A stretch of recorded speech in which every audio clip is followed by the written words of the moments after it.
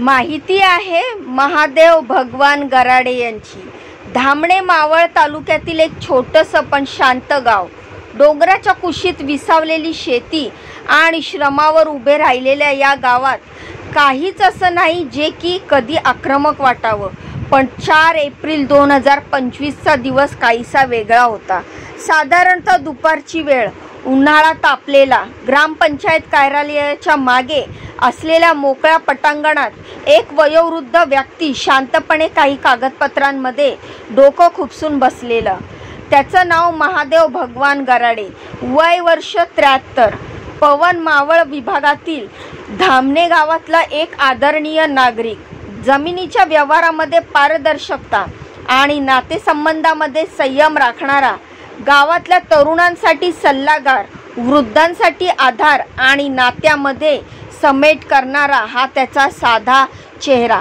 कपाळावर शेंदुराचा टिळा आणि कपाळावरची काळजीची अटी त्याच्या जीवन संघर्षाची साक्ष देत होती।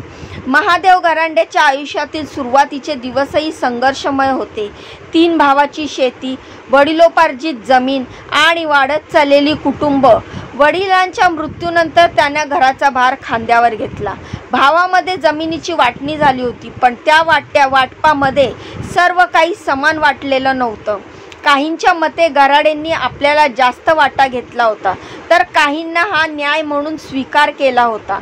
महादेव गराडे यांनी त्यांच्या भावाच्या मुलांवरही प्रेमाने लक्ष दिलं। त्यातलाच एक मंगेश किसन गराडे। मंगेश म्हणजे महादेवचा पुतण्या, वय वर्ष 38। लहानपणीच एकत्र वाढलेले महादेव गराडे यांनी मंगेशचं शिक्षण, लग्न, आर्थिक मदत सगळं केलं होतं।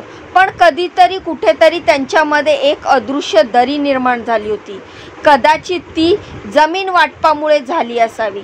मंगेशला वाटू लागलं होतं की आपल्या घराला इतरांच्या तुलनेने कमी मिळालंय।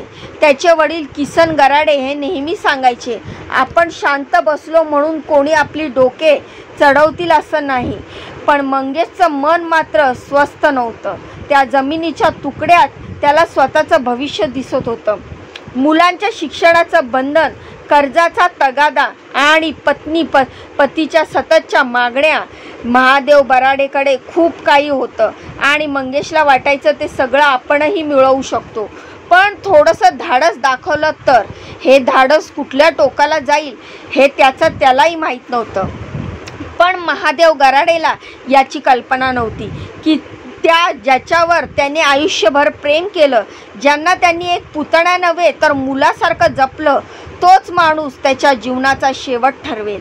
त्या दुपारी महादेव गराडे त्याच्या नियमित सवयीप्रमाणे गावच्या मध्यवर्ती भागात बसून काही जमिनीचे कागद पाहत होते।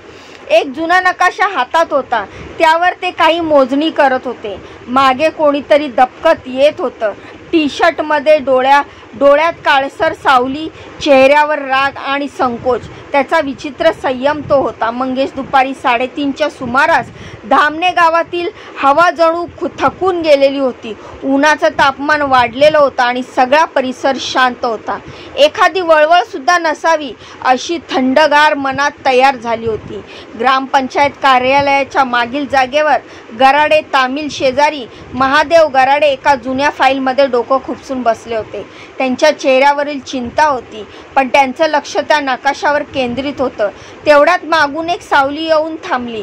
तो होता मंगेश किसन गराडे, महादेवचा पुतण्या, त्याच्या रक्तातला। पण त्या क्षणी त्याच्या डोळ्यात कोणत्याही रक्ताचं नातं दिसत नव्हतं, फक्त राग खदखदत होती। एक निर्णय, हातात धारदार शस्त्र होतं, अंगावर टी-शर्ट चिटकलेल्या, डोळे लाल झालेले आणि हात थरथर होत होते। पण मन नाही, मन निर्णयावर ठाम होतं। मंगेश थोडा पुढे सरकला आणि पाठीमागून महादेव गराडे यांच्या मानेवर जोरात वार केला। एका क्षणात महादेवांनी फाईल बाजूला फेकली आणि किंचाळण्याचा प्रयत्न केला, पण आवाज पूर्ण निघण्याआधीच दुसरा वार झाला, मग तिसरा, मग चौथा। अवघ्या काही सेकंदात शांततेचे प्रतीक असलेले महादेव गराडे रक्ताच्या थारोळ्यात पडले. रक्त रक्त गवतावर झिरपत होतं, गोधडीसारखं पसरलेलं होतं. महादेवांचा चष्मा बाजूला दूर फेकला गेला होता. त्यांच्या कपाळावर अजूनही ताज्या रक्ताच्या धारांमधून तो शेंदुराचा टिका उघडपणे दिसत होता. मंगेश काही क्षण त्यांच्या मृतदेहाकडे पाहत राहिला. चेहऱ्यावर काहीच हावभाव नव्हते. नंतर तो तिथून निघून पळून गेला दुसऱ्या गावच्या टोकाला. आणि मग आंबेठाणकडे एका वृद्धाची अशी भर दुपारी झालेली निर्गुण हत्या, तीही गावच्या मध्यवर्ती भागात सगळ्यांना हादरून गेलं.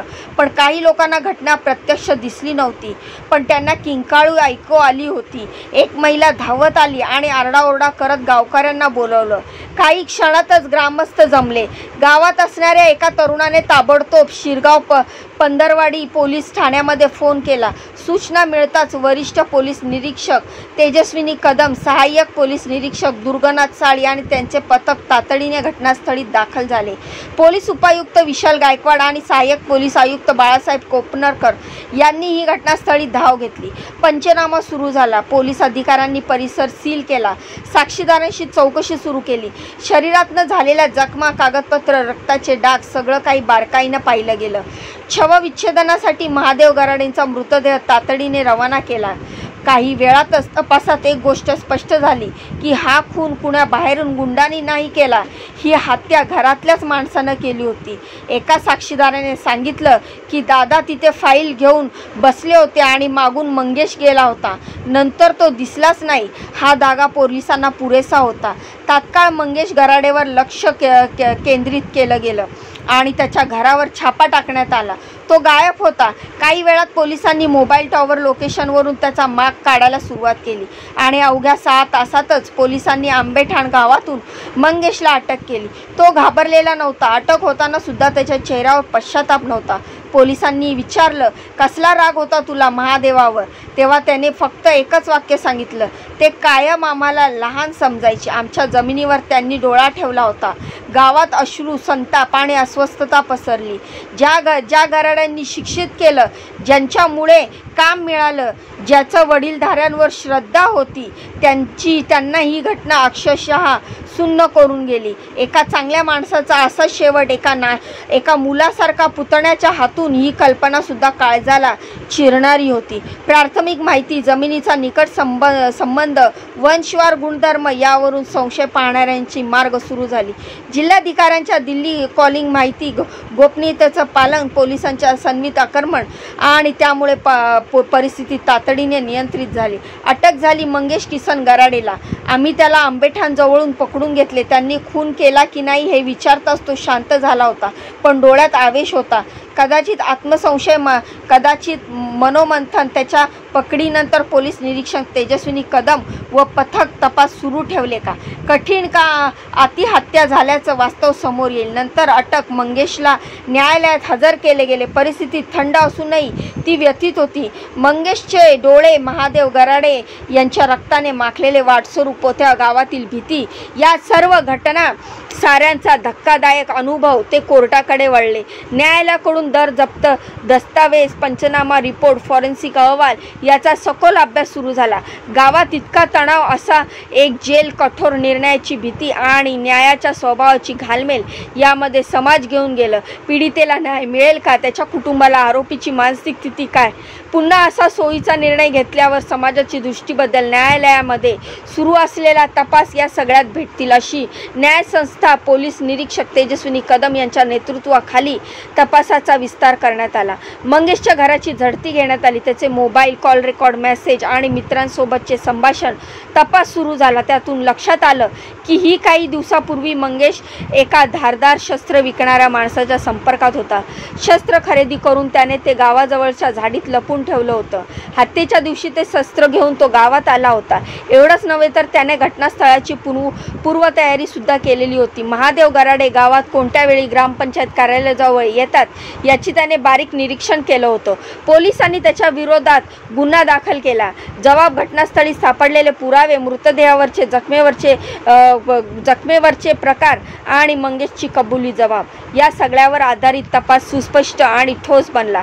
पुढील तपास चालू आहे। या घटनेतून आपण काय शिकावं तर नाते टिकवण्यासाठी संवाद आवश्यक आहे आणि संपत्तीपेक्षा माणुसकी मोठी असते। मनात दडपून ठेवलेला हा राग एक दिवस नात्याचा घात करतो। न्याय उशिरा मिळू शकतो पण तो नात्याचा गडद सावल्या नाहीसा करू शकत नाही।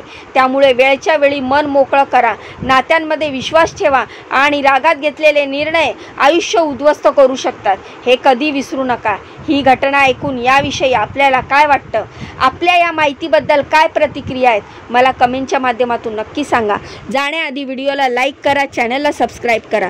तुमच्या या बहिणीला पुढे जाण्याचा एक चान्स नक्कीच द्या। मित्रांनो, लाईक आणि सबस्क्राईब मोफत आहे, तर तुमच्या बहिणीला पुढे जाण्याचा एक चान्स देण्यासाठी एक लाईक आणि सबस्क्राईब नक्की करा। तुमच्या बहिणीची मेहनत लक्षात घेता तिला सपोर्ट नक्की करा। भेटूया पुढच्या माहितीमध्ये अशीच महत्त्वपूर्ण लेटेस्ट दमदार अपडेट घेऊन। तोपर्यंत स्वतःची काळजी घ्या। बाय आणि नमस्कार।